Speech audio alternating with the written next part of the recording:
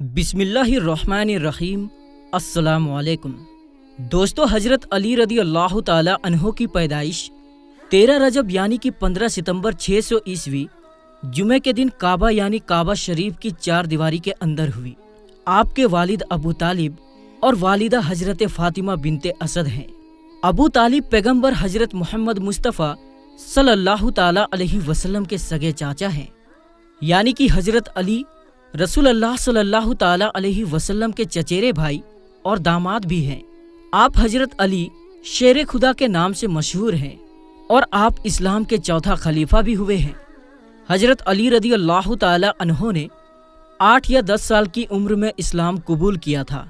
بچوں میں سب سے پہلے اسلام قبول کرنے والے حضرت علی ہیں، اور قبول اسلام سے پہلے علی نے کبھی بھی بت پرستی نہیں کی، کیونکہ آپ بچپن سے ہی حضور صلی اللہ تعالی علیہ وسلم کی تربیت میں تھے۔ دوستو، جب حضرت علی رضی اللہ تعالی عنہ کی پیدائش کا وقت قریب آیا تو تاریخ گواہ ہے کہ 11 رجب کے دن حضرت علی رضی اللہ تعالی عنہ کی والدہ بیوی فاطمہ بنت اسد کعبہ شریف کے پاس گئی اور کعبہ کی دیوار پر اپنا ہاتھ رکھ کر کہنے لگی، اے اللہ، اپنے ولی کا ظہور فرما۔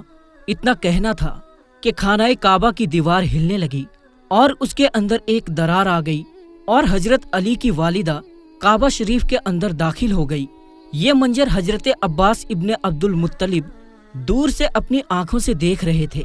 جیسے ہی آپ نے یہ دیکھا کہ کعبہ کی دیوار پھٹ گئی اور بیوی فاطمہ بنت اسد اس کے اندر چلی گئی ہے، تو آپ چیخ چیخ کر لوگوں سے یہ کہنے لگے کہ ابو طالب کی بیوی خانہ کعبہ کے اندر چلی گئی، جس کے پیٹ میں بچہ بھی ہے۔ آؤ سب آؤ اور مل کر ہم سب خانہ کعبہ کا دروازہ کھول کر اس کو باہر نکالتے ہیں۔ اس کے بعد یہ بات آگ کی طرح پورے عرب میں پھیل گئی اور لوگ دور دور سے آ کر خانہ کعبہ کے پاس جمع ہونے لگے۔ دوستو، اس کے بعد لوگ خانہ کعبہ کے دروازے کو کھولنے کی کوشش کرنے لگے، لیکن کسی سے بھی اللہ کے گھر کا دروازہ نہیں کھلا۔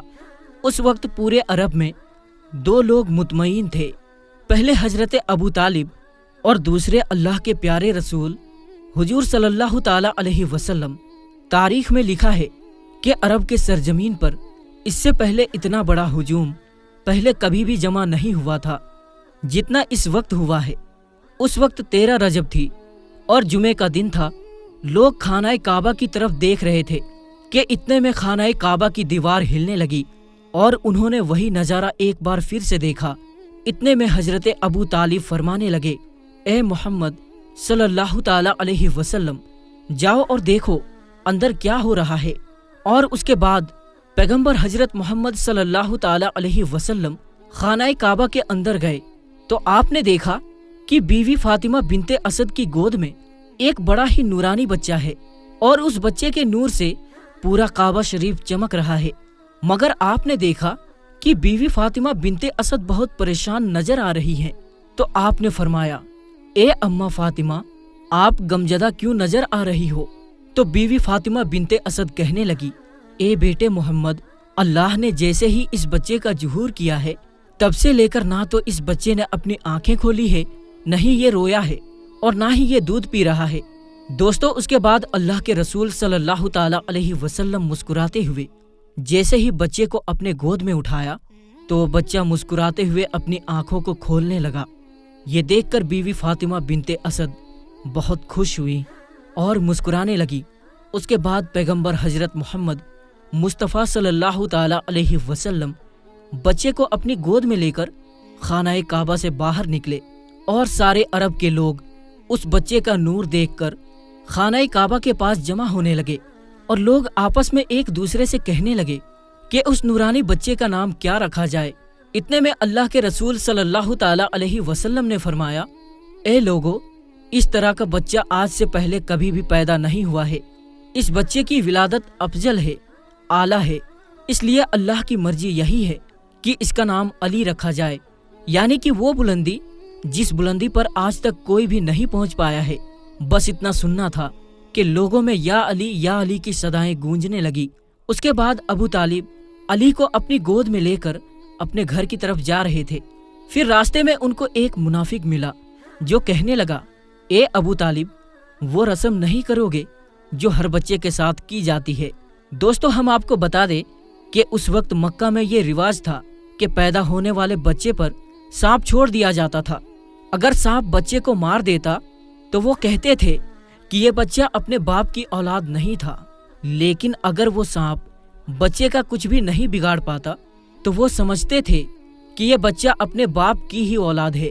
اس کے بعد ابو طالب نے پیغمبر حضرت محمد صلی اللہ تعالی علیہ وسلم کی طرف دیکھا اور اس بچے کی طرف دیکھا اور پھر ایک جگہ پر حضرت علی کو رکھ کر کہنے لگے، لاؤ اس سانپ کو جس پر تم فخر کرتے ہو۔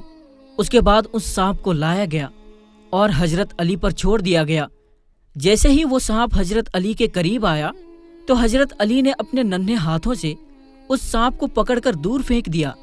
یہ دیکھ کر وہاں پر موجود سارے لوگ حیران اور ہکے بکے ہو گئے اور سب کے سب ایک ساتھ کہنے لگے، یہ تو گجب ہو گیا، اس بچے نے سانپ کو چیر دیا۔ یہ آواز سن کر آپ کی والدہ بیوی فاطمہ بنت اسد کہنے لگی کہ یہ میرا بچہ حیدر ہے، شیر ہے، جس نے سانپ کو چیر کر 2 ٹکڑوں میں تقسیم کر دیا ہے۔ دوستو حضرت علی رضی اللہ تعالی عنہ وہ ہیں جن کی پیدائش خانہ کعبہ میں ہوئی، جو آج تک کسی کی بھی نہیں ہوئی ہے۔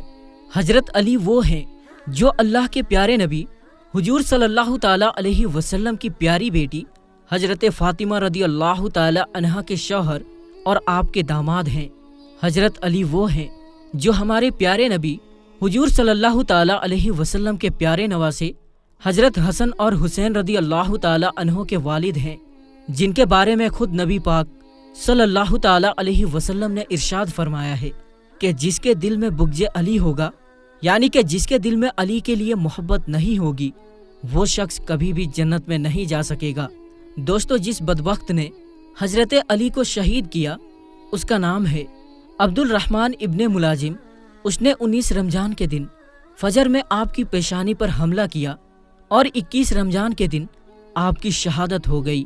21 رمضان یعنی کہ لیلۃ القدر کی رات، جو ہزاروں سالوں کی راتوں سے بہتر اور افضل ہے، یعنی کہ 21 کو ہی لیلۃ القدر اور 21 کو ہی حضرت علی کی شہادت، یعنی کہ ہزاروں شہیدوں سے بڑھ کر شہادت۔ ایک مرتبہ ایک بزرگ نے کچھ یوں بتایا حضرت علی کے بارے میں۔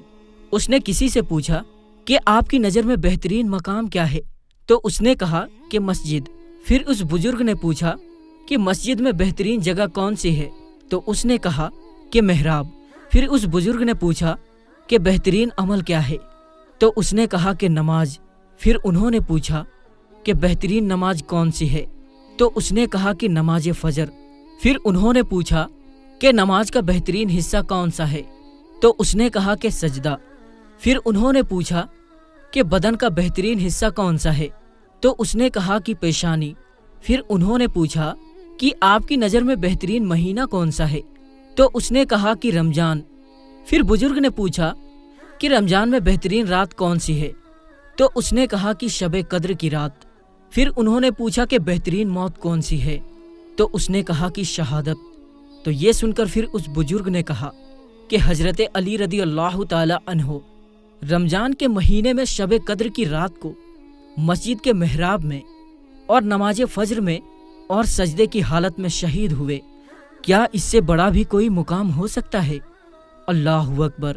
دوستو اگر آپ کو حضرت علی رضی اللہ تعالی عنہ سے سچی محبت ہے تو آپ اس ویڈیو کو دل سے ایک لائک کریں اور کمنٹ باکس میں اللہ اکبر لکھ کر اپنے دوستوں میں ضرور شیئر کر دیں۔